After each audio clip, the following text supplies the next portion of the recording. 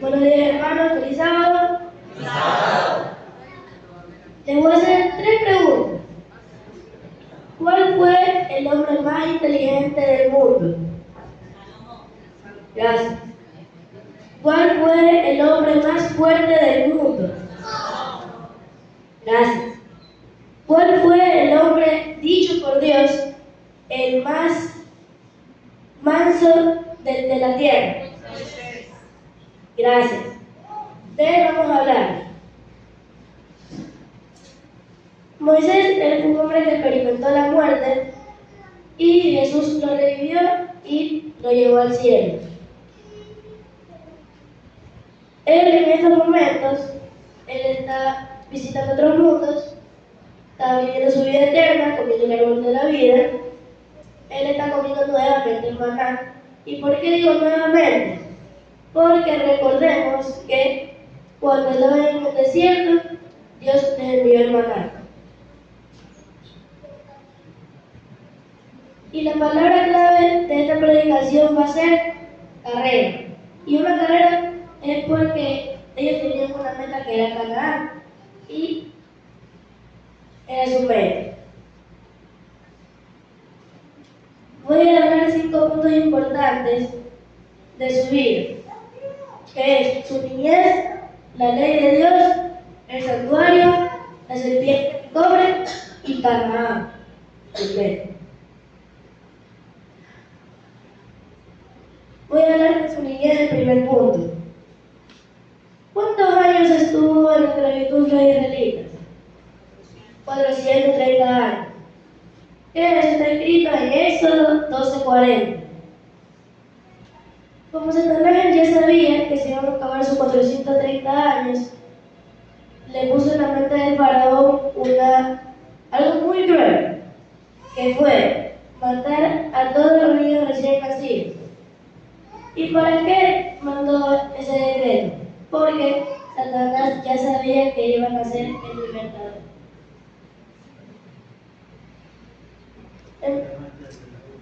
Entonces, vamos a ver un punto importante del primer punto, que fue la madre de Moisés.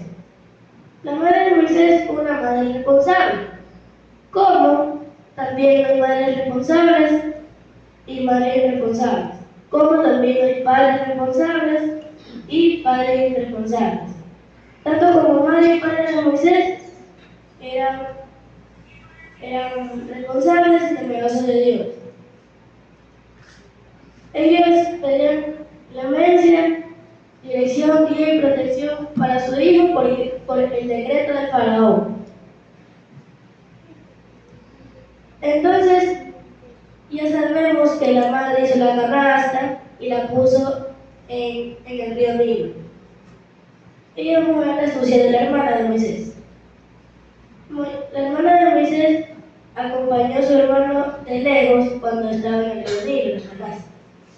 Y cuando ella vio que la princesa había encontrado a su hermano y lo había cogido como su hijo, la hermana, ella vio la astucia que es que la hermana le dice: yo conozco a una mujer que le puede dar de lactar a tu hijo, princesa. Y la princesa aceptó. Y la astucia es que la hermana nunca le dijo que la mujer que le iba a dar de lactar era la madre en ese momento, y que tampoco ella era la hermana. Entonces es una niñez de Moisés. Y vamos a leer en Patriarcas y Profetas, la página 249 hasta la 250.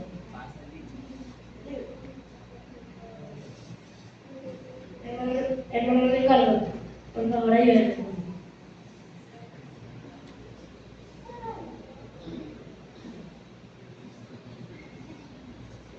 Dios había oído las oraciones de la madre, su fe fue premiada. Con profunda gratitud comprendió su feliz tarea. Trató de inculcar en su mente la reverencia a Dios y el amor a la verdad y a la justicia. Y oró fervorosamente que fuese preservado de toda influencia corruptora. Demostró la insensatez y el pecado de la idolatría, y desde muy temprana edad le enseñó a postrarse y orar al Dios viviente, el único que podía oírle y ayudarle en toda emergencia. La madre retuvo a Moisés tanto tiempo como pudo, pero se vio obligada a entregarlo cuando tenía como 12 años de edad. Gracias. Gracias, hermano Ricardo.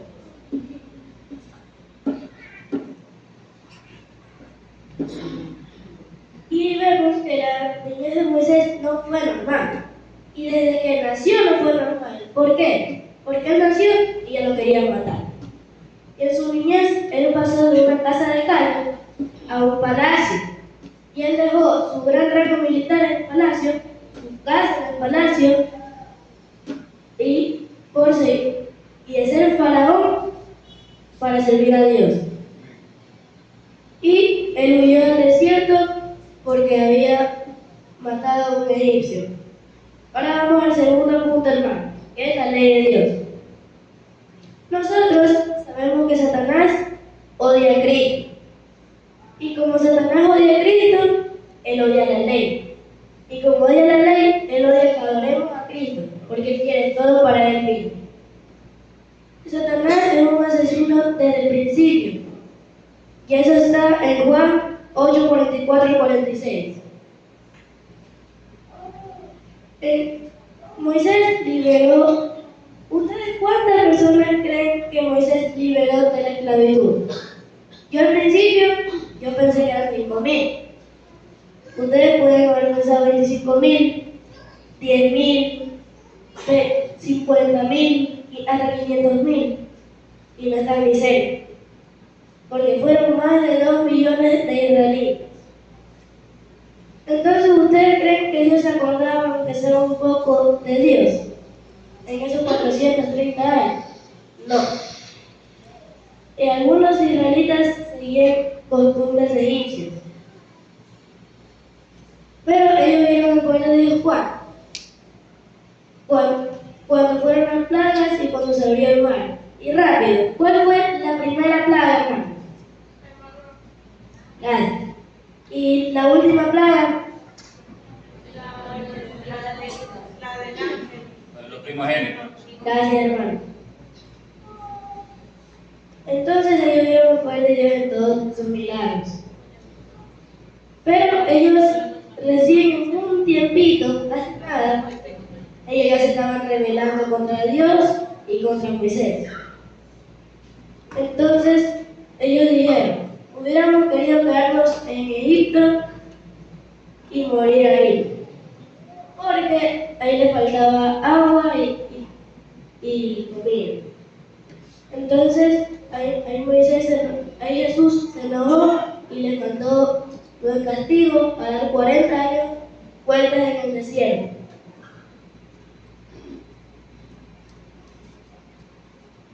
Y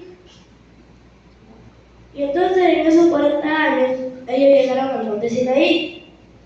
Y en el monte Sinaí Jesús le dijo a Moisés, sube al monte Sinaí que te voy a dar tus mandamientos. Y Moisés subió y Aarón se quedó a cargo del pueblo. Entonces cuando Moisés subió y Jesús estaba escribiendo con su propio dedo los mandamientos, todos los mundos no caídos, todos los ángeles y el Padre Celestial, que es Dios Padre, todos ellos estaban viendo cómo Jesús escribía los mandamientos. Y entonces él recalcó 2 mandamientos, que son el segundo y el cuarto. ¿Y por qué el cuarto? Porque ahí le decía recuerda, porque ellos se habían olvidado completamente de Dios y de adorar al sábado. Y en el segundo fue porque ellos en ese mismo momento, y cuando estaban en Egipto, adoraban a Dios del cielo.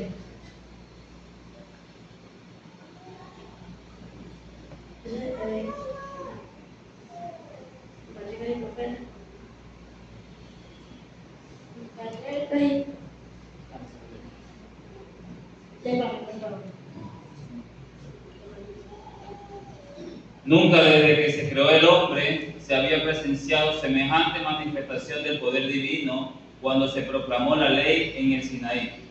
La tierra tembló y se destilaron los cielos ante la presencia de aquel Dios. En medio de la más terríficas convulsiones de la naturaleza, la voz de Dios se oyó como una trompeta desde la nube. En el monte fue sacudido desde la base hasta la cima, y las huestes de Israel, demudadas y temblorosas, cayeron de hinojo. Y vemos que por estar en la presencia de Dios, el monte tembló. Entonces Jesús le dijo a Moisés, Moisés, baja y mira lo que mi pueblo está haciendo, porque yo no lo aguanto. Y Moisés bajó, y cuando él vio que estaban haciendo una fiesta y adorando un ídolo, él del enojo, él tiró las tablas y las partió. En ese momento Dios los castigó y murieron miles de personas. Y Moisés tuvo que otra vez subir al monte Sinaí y Jesús otra vez escribir los mandamientos. Recordemos que Jesús es tardo para la ira, pero el fuego consumido. Vamos al tercer punto, que es el santuario. ¿El santuario para qué sirve? El santuario sirve porque es el único lugar donde se puede salvar y el único lugar donde se pueden perdonar los pecados. El santuario, ¿por qué se creó aquí en la tierra? Porque hay un en el cielo que es el santuario celestial y aquí lo hicimos como en forma de miniatura. ¿En cuántas partes está dividido el santuario? Está dividido en dos partes, que son el lugar santo y el lugar santísimo. La única persona que puede entrar al lugar santo es el sacerdote. Vamos a ver esta vestimenta del sacerdote. La vestimenta. Ahí vemos el sacerdote, que es todo blanco. Y el sumo sacerdote tenía que entrar al lugar santísimo. Y ahí vemos la vestidura del sumo sacerdote. Tiene 12 piedras preciosas y al lado tiene otras que cuando Jesús decía que sí, se prendía, y cuando decía que no, se prendía la otra. ¿Y con qué entraba primero el sacerdote al santuario? Primero entraba con el incienso, que simboliza a la justicia y obediencia de Cristo aquí en la tierra. Y luego entraba con la sangre, que simboliza la muerte de Cristo aquí en la tierra y el perdón de los pecados. Y el resultado de los dos, el aceite, que simboliza al Espíritu Santo. ¿Qué pasaba si el sacerdote o el sumo sacerdote entraban con las manos vacías al santuario? Morían instantáneamente. Ahorita vamos al cuarto punto, hermano. La serpiente de cobre.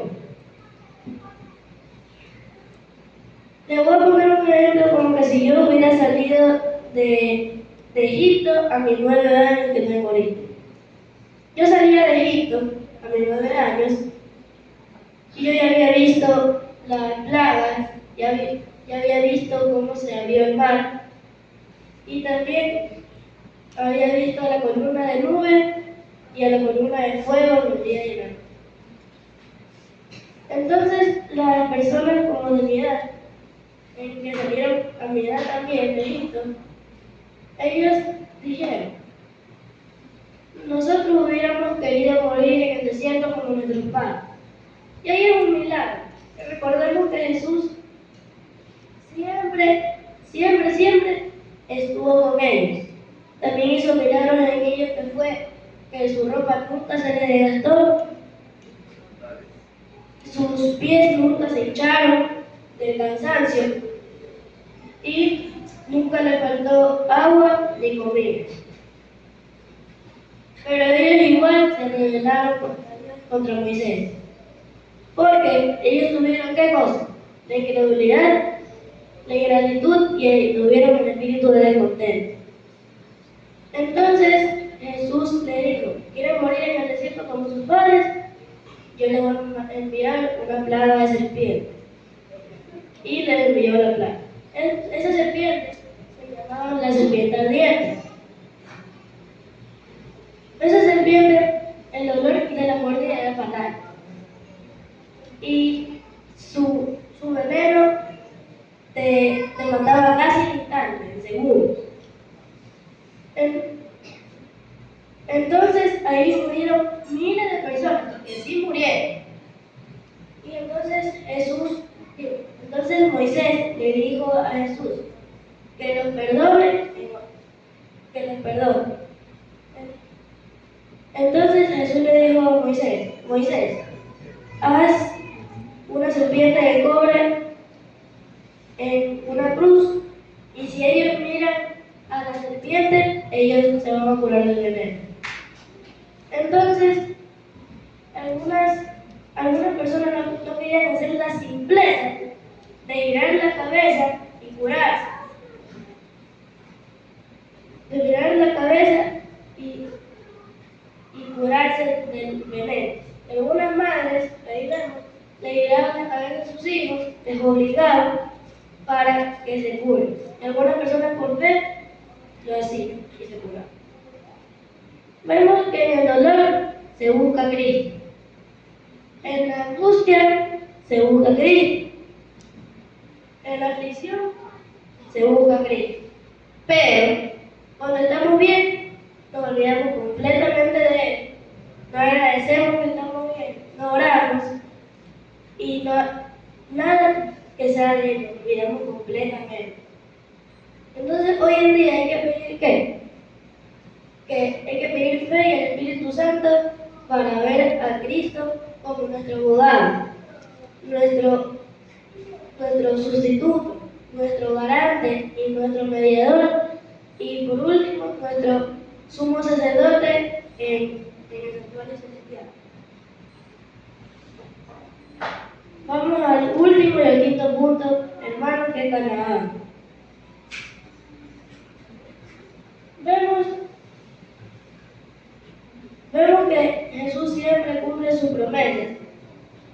Y Él quiere también que nosotros vayamos a la Canaán celestial, que también se llama a la Nueva Jerusalén. Y también vamos a pasar pruebas, vamos a pasar dificultades, como también nos pasó el pueblo de Israel. Pero vamos a tener la recompensa, que es la Canaán celestial. Y como nuestros padres, que son malos desde el vientre de la madre, nos quieren dar cosas buenas a nosotros, los hijos. Como el Padre Celestial no nos quiere dar cosas buenas, siendo 100% de amor y 100%. Vamos a ver un video, hermanos. Por favor.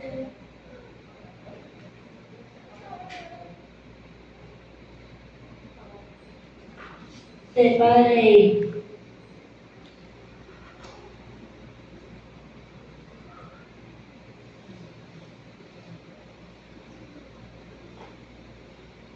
El hijo le preguntó a su padre, papá, ¿harías un equipo de maratón conmigo? Y el padre respondió, sí. Fueron al maratón y lo completaron juntos. Padre e hijo fueron juntos a otros maratones. El padre siempre decía sí a las solicitudes de su hijo de ir juntos a la carrera.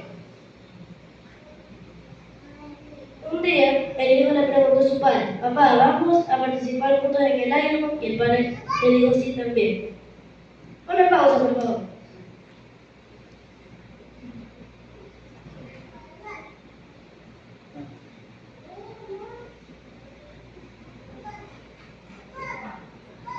Fueron al maratón y lo completaron juntos. Padre e hijo fueron juntos a otros maratones. El padre siempre decía sí a las solicitudes de su hijo de ir juntos a la carrera. Un día el hijo le preguntó a su padre, papá, ¿vamos a participar madre le dijo, sí, también. Pone pausa ahí, por favor.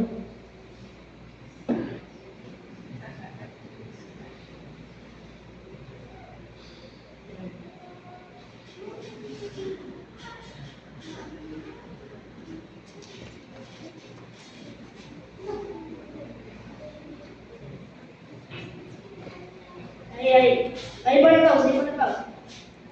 Por favor. Ahí.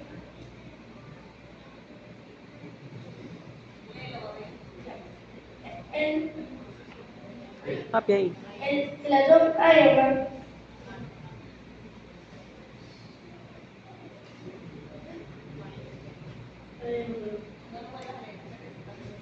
ah,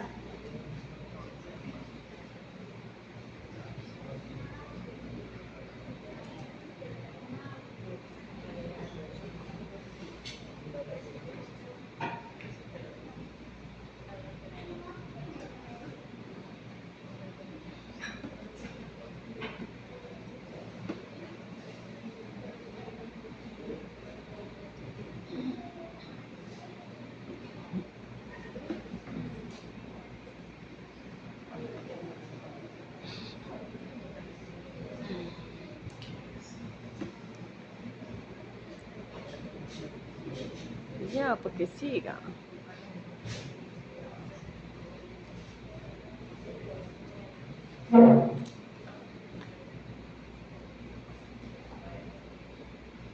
el ladrón Iron Man abarca un 2,4 mil, que son 3,86 kilómetros, nadando en los océanos, seguida por una 112 millas, que son 180,2 kilómetros, en paseo en bicicleta, y terminando con un 26,2 millas, que son 42,195 kilómetros en maratón. Pone play, por favor. Vamos a ver el video.